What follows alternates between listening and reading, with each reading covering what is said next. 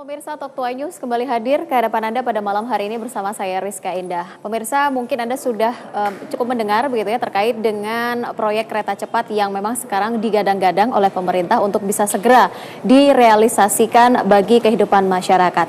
Alih-alih untuk kepentingan masyarakat sebenarnya. Namun di balik pengadaan proyek kereta cepat tersebut banyak sekali menuai pro dan kontra. Ada yang setuju, ada juga yang tidak dan masih dalam taraf hitung-hitungan terkait dengan dampak lingkungan yang disebabkan jika nantinya proyek ini memang benar-benar dilaksanakan. Namun di satu sisi ada juga yang mengatakan bahwa memang Indonesia benar-benar membutuhkan kereta cepat ini sebagai bentuk dari sisi negara maju atau negara berkembang. Kita akan mencoba untuk mengulas lebih dalam pemirsa terkait dengan gulipat kereta cepat, begitu yang akan kita ambil pada malam hari ini dengan beberapa orang narasumber yang sudah hadir di Top Tua News. Namun seperti biasa kami akan mengupdate terlebih dahulu beragam informasi yang terjadi hari ini terkait dengan cuaca ekstrim pemirsa yang sudah mulai memasuki wilayah Indonesia. Salah satunya adalah bencana banjir yang terjadi di wilayah Aceh. Satu orang dinyatakan meninggal dan juga satu lainnya masih dilakukan pencarian hingga saat ini. Dan kedua korban ini merupakan pasangan suami istri yang keduanya terseret banjir saat banjir bandang menyapu perkampungan tempat tinggalnya.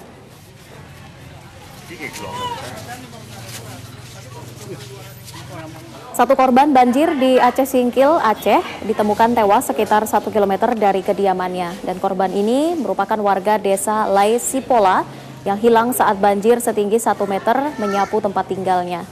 Istri korban yang juga hilang saat banjir menerjang hingga kini belum ditemukan. Usai dilakukan otopsi, korban tewas akibat banjir ini dikembalikan kepada keluarganya. Banjir disertai lumpur menerjang Kecamatan Singkohor, Aceh Singkil pada Minggu dini hari. Diduga pasangan suami istri ini terseret banjir saat tidur.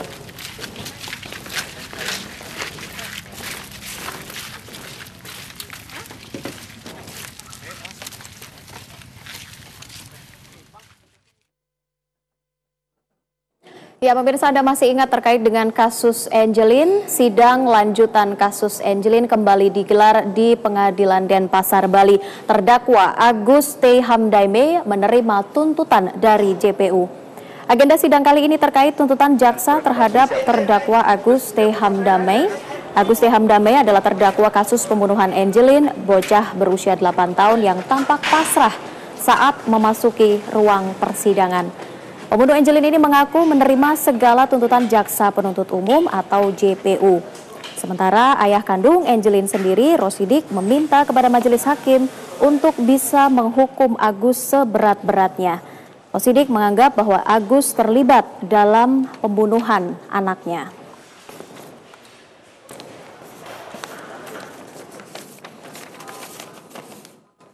Selanjutnya pemirsa, kita akan ajak Anda untuk melihat perkembangan terbaru terkait dengan berita proyek kereta cepat. Langkah Presiden Jokowi untuk meresmikan proyek kereta cepat Jakarta-Bandung dinilai sangat terburu-buru. Setelah diresmikan, berbagai polemik justru muncul terkait dengan proyek yang dikerjakan oleh konsorsium BUMN Indonesia dan juga China yang tergabung dalam PT Kereta Cepat Indonesia atau KCIC.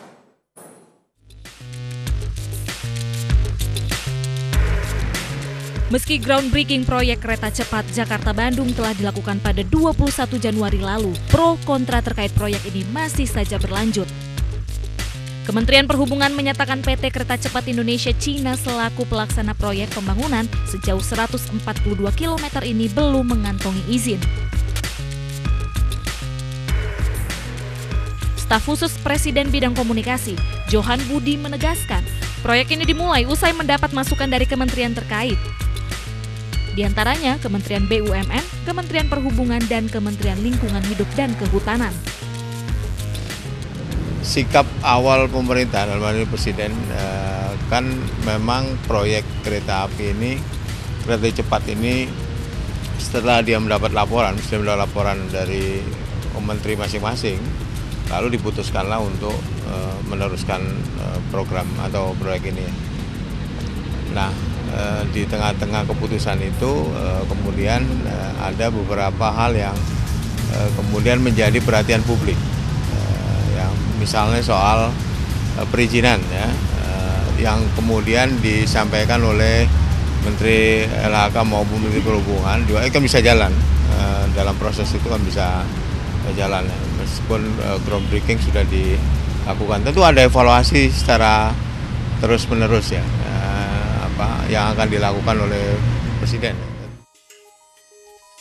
Sementara peneliti anggaran dari Center for Budget Analysis, Ucok Sky Kadafi menilai giatnya pemerintah mendorong percepatan infrastruktur termasuk proyek kereta Jakarta-Bandung hanya untuk kepentingan investor asing dan secara halus mulai menggeser BUMN yang ada di Indonesia serta bukan untuk kepentingan rakyat.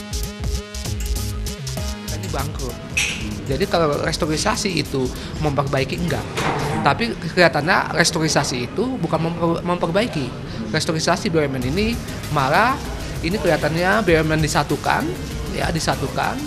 asetnya disatukan, lalu dijual itu supaya harganya tinggi.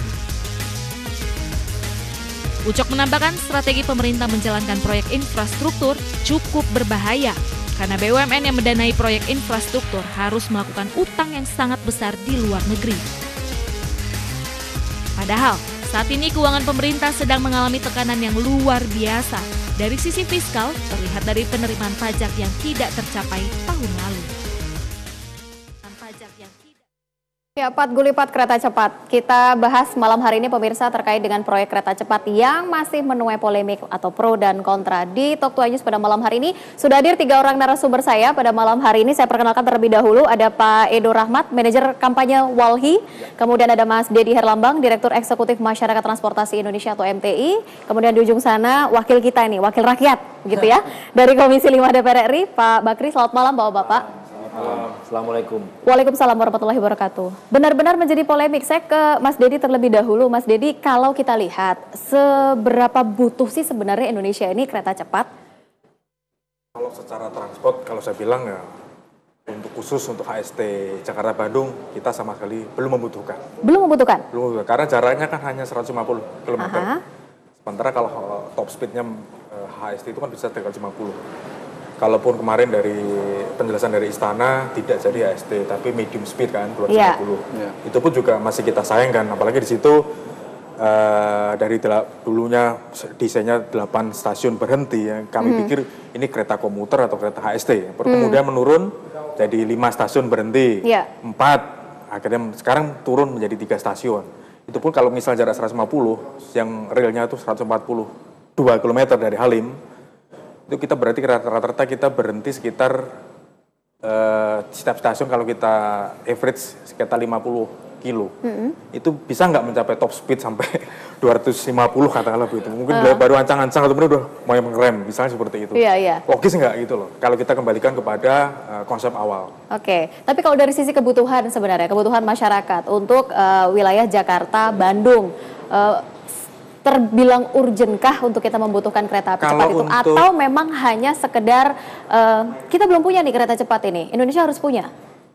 Kalau itu kan alasan emosional ya. Tapi kalau untuk alasan rasional saya pikir tetap dihitung lagi demandnya seperti apa. Kalaupun kita ketahui sekarang itu khusus transportasi darat tiap hari antara Jakarta Bandung itu khusus darat itu ada 140.000 yang menggunakan PP ya, menggunakan mobil atau bus ataupun kemudian yang khusus untuk pribadi, yang mobil pribadinya ada sekitar 137.000. Mereka kan pengennya pemerintah kan itu nih, 137.000 penumpang passenger dari pribadi ini mau dialihkan kepada transportasi umum HST ini. Apakah ini mau gitu loh? Apalagi stasiunnya di Halim. Kita sini Halimnya 2 jam 3 jam sendiri. Mereka menggunakan mobil sendiri, sini Bandung paling cepat ya bisa 2 jam. 2,5 jam lah ya hitungannya. Tapi kalau alasannya adalah sebenarnya mengurangi kemacetan pada dasarnya. Apakah itu menarik? Apalagi destinasinya di Gede Bage, di yang baru kawasan baru itu istilahnya Tegal luar ya. Itu kan juga di luar Bandung. Apakah secara bisnis itu menarik gitu loh? Kecuali kalau misalnya di Gambir, kalau sampai Gambir, Halim sampai Gambir itu sekitar 150 persis. Itu barangkali dalam catatan secara marketing mereka bisa berhasil. Tapi kalau di stop di Halim, apakah itu menarik dalam segi bisnis juga? Menarik ini maksudnya bagaimana? Selain dari faktor bisnis? Menarik untuk untuk dipakai gitu ya, untuk digunakan misalnya.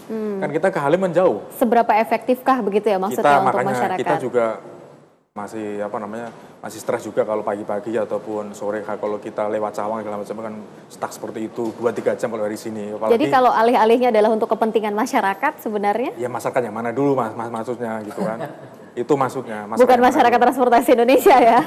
Makanya kalau kita kembali ke Nawacita kan harusnya kan bisa dinikmati oleh seluruh rakyat lapisan masyarakat dari yang kecil, masyarakat dari kecil menengah sampai atas bisa menikmati semua. Kalau ini kan jelas homogen. Jadi kami juga menilai dari sisi homogenitas itu sendiri juga mereka yakin nggak gitu loh dari berapa persen sih mereka mau menikmati HST ini walaupun harganya murah kok cuma 200.000 ya, 200.000. Tapi secara kalkulasi keekonomian juga bisa dihitung 200.000 itu untuk PIP-nya berapa puluh tahun apa berapa ratus tahun kan kita juga masih belum bisa menghitung. Ya, baik. Saya coba ke Pak Bakri nih sebagai seorang wakil rakyat. Kenapa selalu mengatasnamakan rakyat?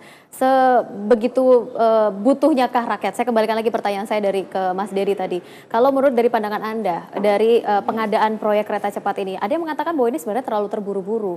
Pemerintah terlalu terburu-buru, tapi pemerintah sendiri ingin menunjukkan bahwa Indonesia butuh sebenarnya. Ya, kalau bicara butuh memang butuh Indonesia perlu sesuatu yang cepat. Ya. Karena keinginan pemerintahan Jokowi JK ini bagaimana semua serba cepat.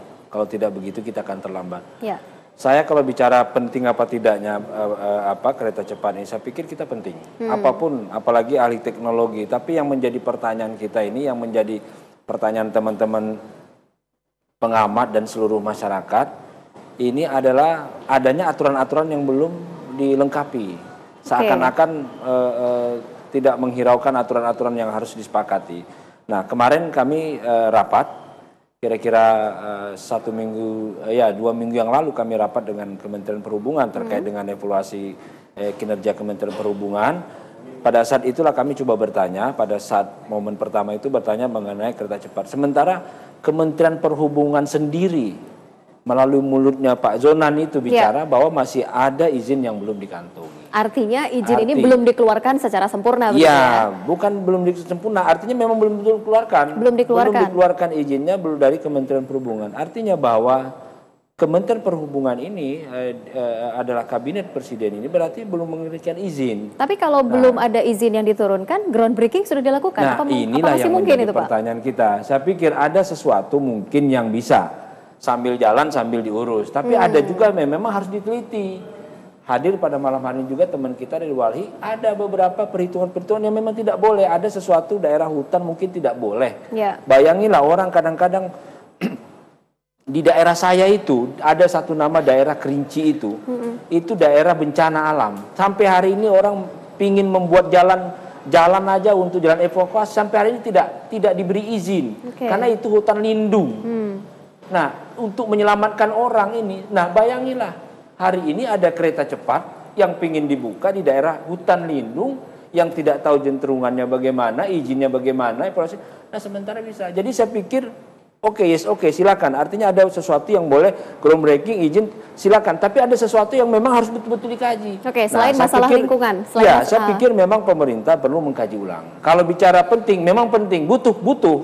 Tapi aturan jangan. Karena inilah yang akibatnya nanti akan berdampak ke daerah juga. Akhirnya apa? Di daerah-daerah yang kira-kira berkaitan dengan hutan lindung, akhirnya nanti orang akan menerobos loh. Kenapa presiden bisa, kenapa kami tidak bisa? Oke, Pak Bakri, pada saat Pak Jonan mengatakan belum memberikan izin secara sempurna sebenarnya, selain kaitannya dengan masalah lingkungan, apalagi sih sebenarnya yang menjadi keraguan dari Kementerian Perhubungan ini untuk tidak segera serta-merta begitu mengeluarkan izin secara langsung? Banyak ya, jaminan, izin bangunannya, sudah tuh bagaimana jaminan terhadap kegiatan ini seandainya nanti gagal bagaimana siapa tanggung jawab. Apalagi kita dengar akhir-akhir ini ada lagi keluar berita bahwa pingin jaminan daripada pemerintah yang sementara selama ini selalu keluar mulut bahwa ini tidak ada jaminan pemerintah, tidak ada APBN. Kalau kita gaji sampai di dalam-dalamnya sebenarnya ini uang rakyat juga semuanya. Oke, baik, tahan terlebih dahulu ya Pak ya, sebelum nanti kita lanjutkan kembali. Dan pemirsa, kita masih akan membahas lebih lanjut terkait Gulipat kereta cepat sesaat lagi di Talk 2 News.